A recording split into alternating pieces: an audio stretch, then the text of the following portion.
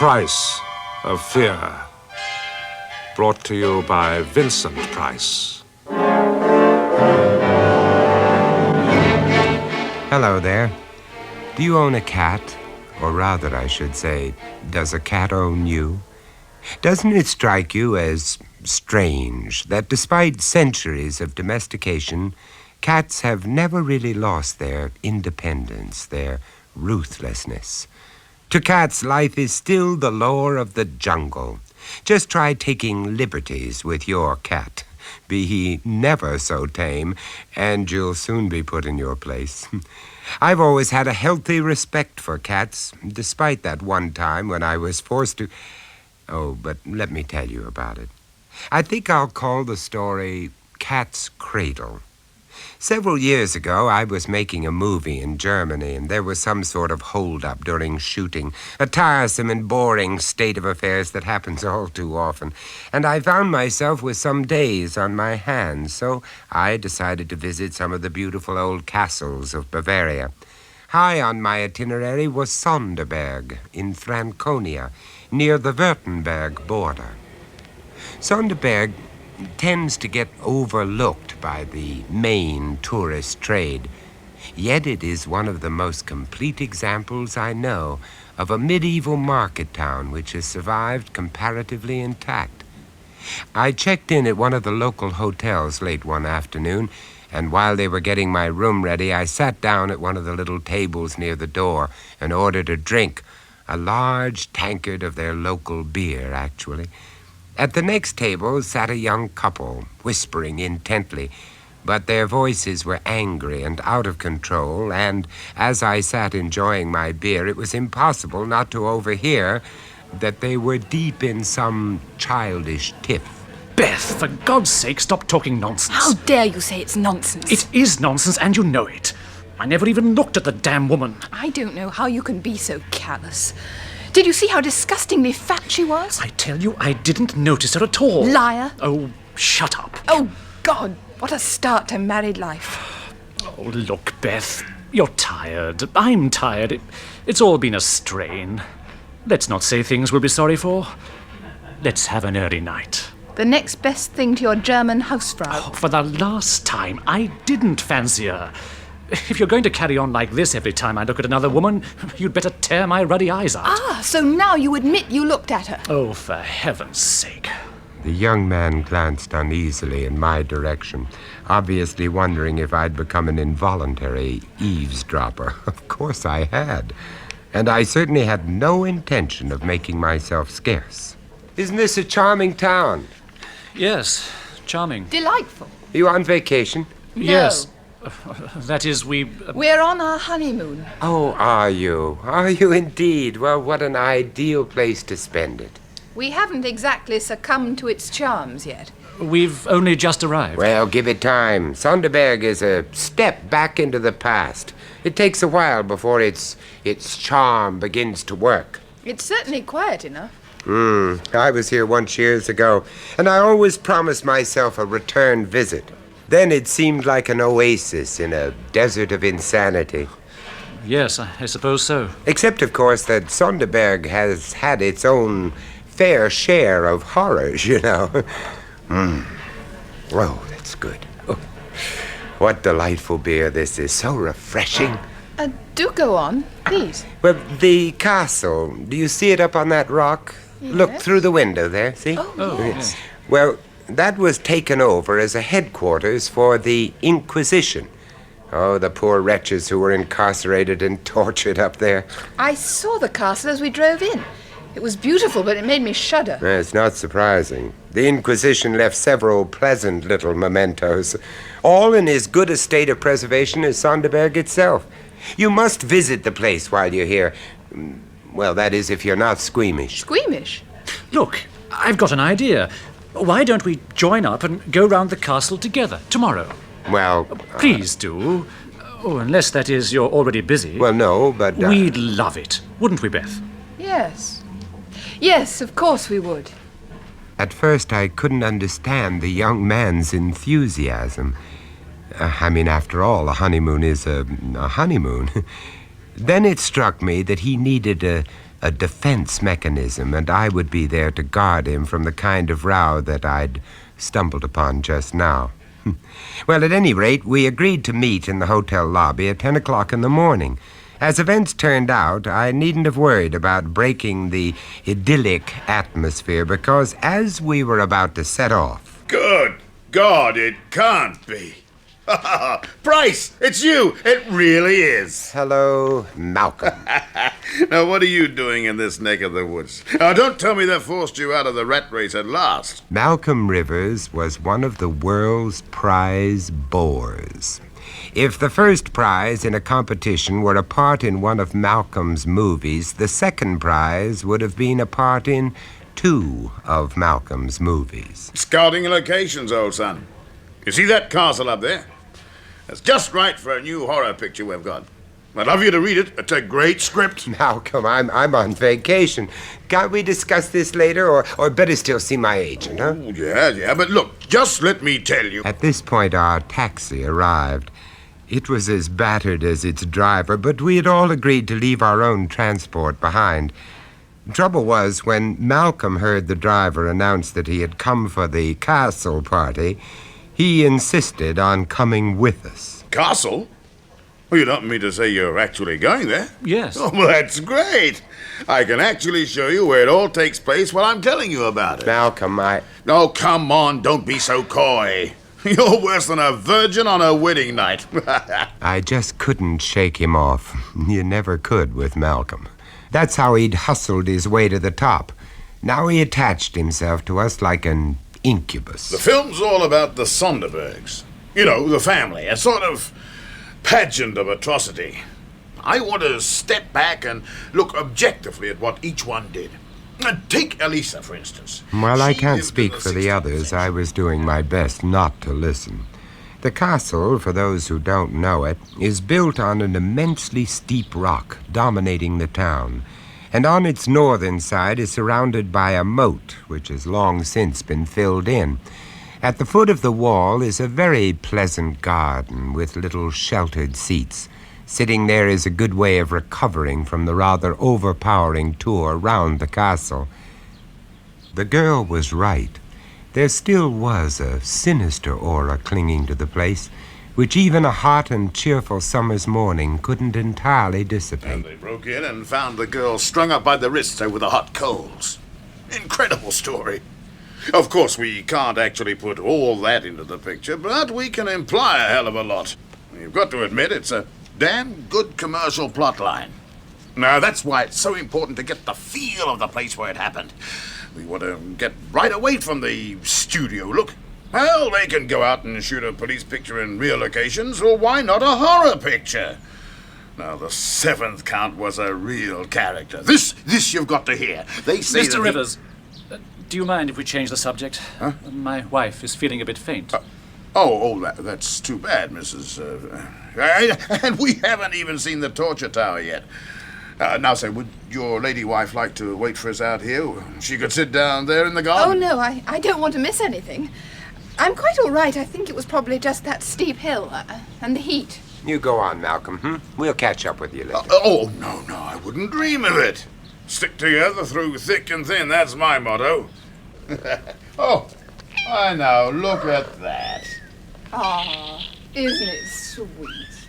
It can't be more than 6 weeks old. It was a tiny black kitten, which was playing with its mother near one of the seats in the garden just below us. The cat, a great sleek creature whose coat shone in the sun, lay stretched on the grass, and the kitten romped around near her. The mother would wave her tail for the kitten to try to clutch with its paw, or raise her feet to push the little one away as an encouragement to further efforts. It was a charming sight. Beth has been on to me to buy her a cat as soon as we were married. Now I'll get no peace. Oh, Jack, I'd like to take them both. I wonder who they belong to. Oh, they're not strays, and that's for sure. Look at the condition of the mother's coat. Well, they probably belong to the castle. It'd be great for the picture. Add a touch of atmosphere. Here, Puss. Come on, Puss. Malcolm, leave them alone. They can't get up the wall anyway. It's far too steep. Yes, you're right. Oh, look at the size of the mother. We don't grow cats like that in England. No, wait just a minute. Here we are. What are you doing? Well, I'll just throw this stone to attract their attention. No, don't do that. Don't do that. You might hit the kitten. Oh, not a chance. What do you take me for? I may produce movies, but I'm not all that bad. I'll just aim it so it lands near them. Make them look up. You ever seen the expression on a cat's face when it's startled? Well, watch. Oh, Good God, man, look what you've done. I never meant to do that. Maybe the wall wasn't as sheer as it looked. Maybe there was a concealed angle at its base which we couldn't see. Whatever the reason, Malcolm's aim wasn't as true as he thought. I truly believe that he only intended to startle those cats. But when he leaned over the wall and threw the stone, it landed with a sickening thud right on the kitten's head and shattered out its little brains there and then. Oh, poor thing. The mother cast a swift upward glance, and I saw her eyes flash like green fire as she stared for an instant at Malcolm Rivers. Then her attention was given to the kitten. After one quiver, it lay still, while a thin red trickle oozed from a gaping wound. Oh, the poor thing. Well, I wouldn't have had this happen for the world. I can't understand it. Beth, darling. The cat was assiduously licking the kitten's wound, and then suddenly she stopped. She must have realized that it was dead and that her ministrations were useless, for all at once she appeared to lose all interest in the pathetic little body. Instead, she looked again at Rivers, and in that look was all the concentration of primitive hate. Her green eyes blazed, and the blood which dabbled her mouth and whiskers made her look for all the world like an avenging fury. There, Malcolm, I hope you're satisfied. That's something for your horror film. And you have the consolation of knowing it's real blood and not vegetable dye. Oh, don't rub it in. I feel bad enough as it is. Oh, I'm sorry. Of course you do. I love cats. I really do. Although my outburst was a relief, I felt slightly ashamed. I realized how painfully vulnerable the man really was. I turned my attention to the cat. She was now attempting to claw her way up the wall. When this failed, she tried to launch herself into the air, eyes blazing, claws distended, and then she fell back. Let's go on. I can't bear any more. Do you want to go home? We can come back tomorrow. I think a brandy would do you good. I think a brandy would do us all good. No, I don't want to go back to the hotel. I want to see the castle. Let's go on. In face of her obvious determination, there was nothing else we could do. At least the tour would divert her mind, or so we hoped. And we also hoped that Malcolm would be deterred from prattling on about his inane script. But no. I really expect to pick up some great vibrations in the torture tower. It's just over there. You see, you can't expect to involve your audience unless you're involved yourself. Now that's the basic rule. You've got to be convinced. And that's why so many movies are just laughable. Nobody is convinced, least of all the makers. I remember one crazy scene. This'll kill you. There was this cat. As Malcolm laughed, I looked back at the cat. She too had heard, and her whole demeanor seemed to change. She no longer tried to jump or run up the wall, but instead began to lick and fondle the dead kitten as if it were alive. Then she took it in her mouth and began to follow us until we reached the limit of the wall's boundary. I thought I was the only one who noticed, but I was wrong. Mr. Rivers, I know this may sound silly, but I think that cat means to do you harm. Oh, now that I like. Oh, let's keep a sense of proportion about this.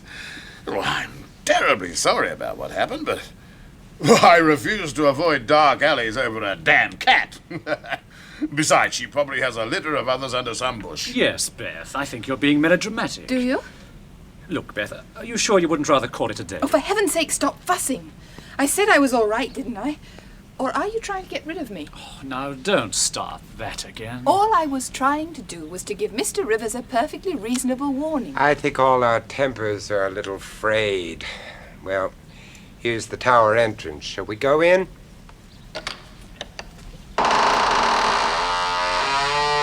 I tried to sound unconcerned, but somewhere in the back of my mind I had a sneaking feeling that the girl was probably right.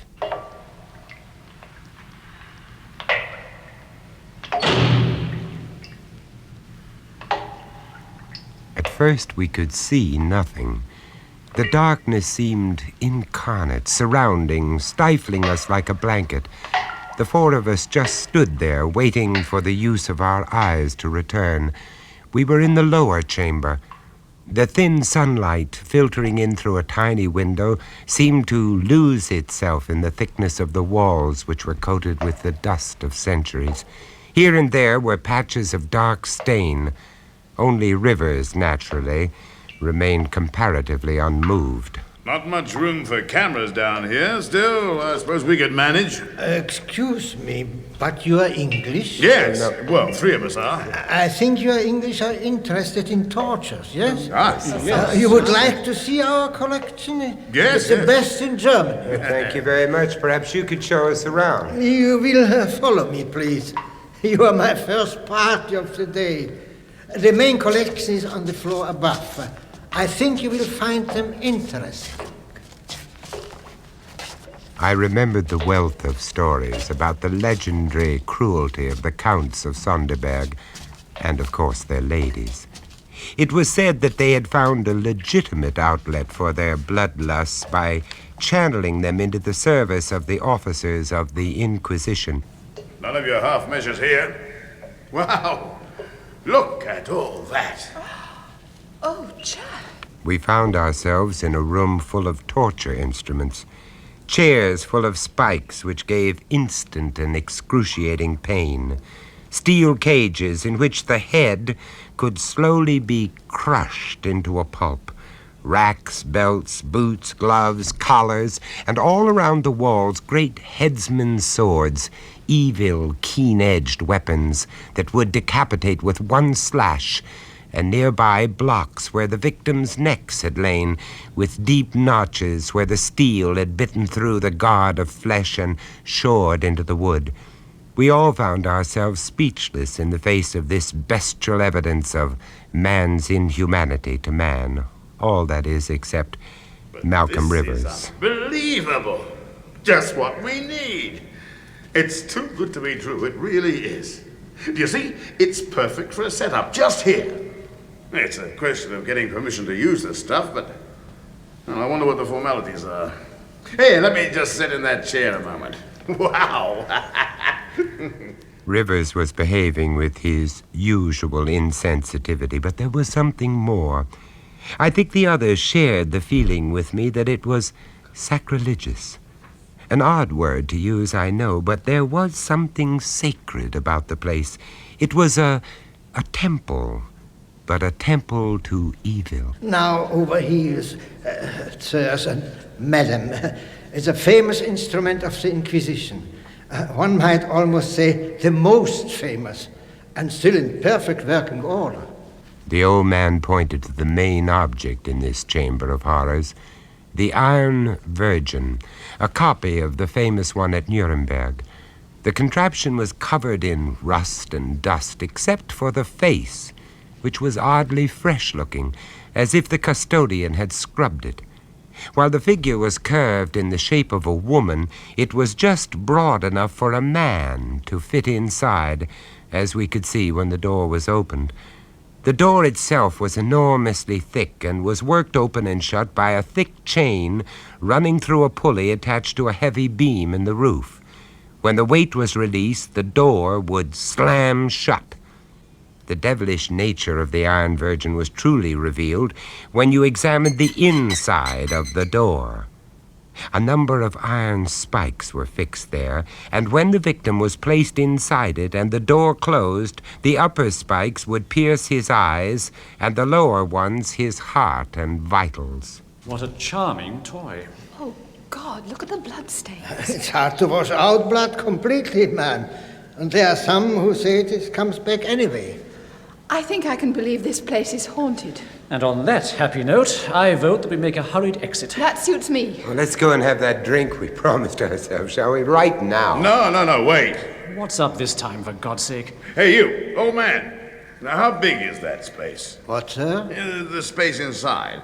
I want to see if I can get in. Oh, Well, I told you, I like sampling new experiences. Now, Malcolm, realism is one thing. Nonsense. Courage of your convictions and all that. Now, come on, Squire. I need your help on this. Very good, sir, if you insist. You're not serious. Well, sure I am. Yeah. It's a tight fit. We've grown some since those days. But I'll manage. Here. See? You are not really allowed to do this, sir. If anyone found out, I might get into trouble. Why should anyone find out? I might even lose my job. Okay, I get you. Price, give him something, will you? Oh, well, all right. I'll settle with you later. I think this is all very silly. All in the cause of art. Well, I, for one, won't go and see his beastly film. That, my dear, makes two of us. Hey, what's all the whispering about? Oh, here you are. 2, 4, 6. Thank you, sir. Oh, thank you, sir. Do you think that will square your conscience? Oh, yes, sir. I think that squares it very nicely. And now that you've had your little game, can we all go? Go if you like. I'm not stopping you. I'm staying here. Oh, come on, Malcolm. Malcolm, nothing. I'm really enjoying this. Live dangerously, that's my motto. All right, Charlie, now unfasten the door. But, sir... Can't somebody stop Malcolm, this? you've had your little joke, but enough is enough. Enough hell. You, Charlie, do as I tell you. Now start letting that door down. But slowly. Very, very slowly. Despite his reluctance, the old man did as he was told. He worked the machine with a deliberate and excruciating slowness in which the outer edge of the door hadn't moved half 5 inches in as many minutes. The whole ridiculous charade had a kind of macabre thrill about it. It was a scene from Malcolm's horror film played exclusively for our benefit. And then I saw her. The cat. I don't think the others noticed at first. They were too intent on watching the progress of that door. Even Rivers had ceased to chatter. In the far corner of the chamber, dark, untamable forces were gathering. Her green, baleful eyes shone like danger lamps, and as I peered at her, I could see that their color was heightened by the blood, which still smeared her coat and reddened her mouth.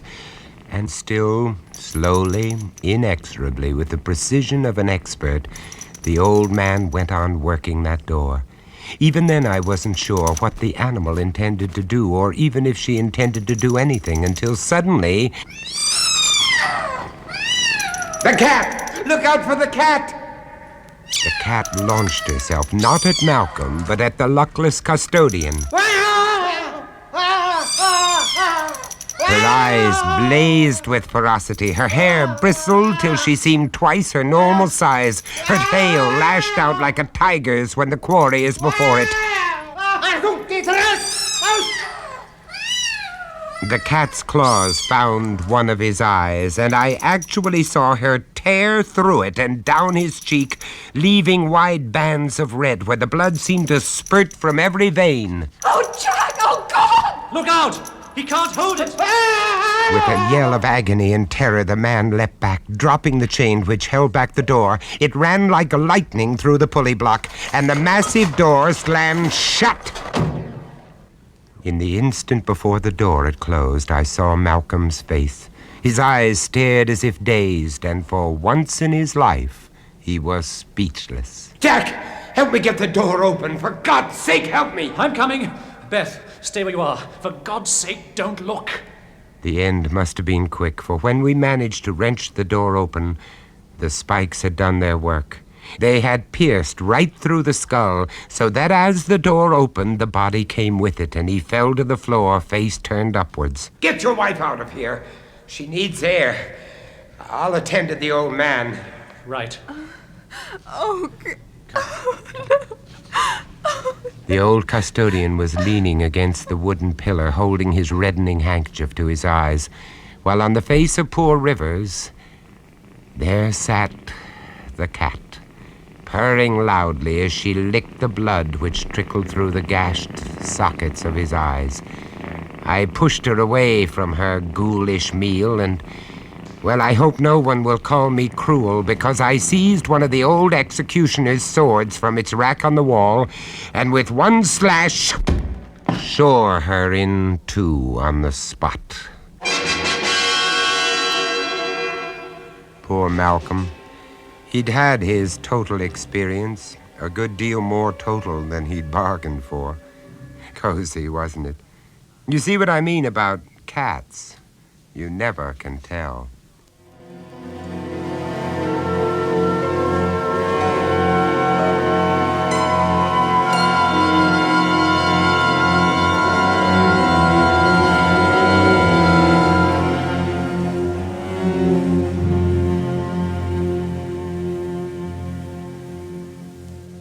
That was Vincent Price, bringing you The Price of Fear.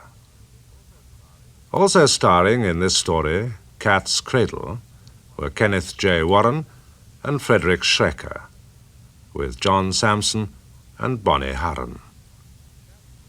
Cat's Cradle was first recounted as The Score by Bram Stoker, dramatized by Richard Davis, and produced by John Dias.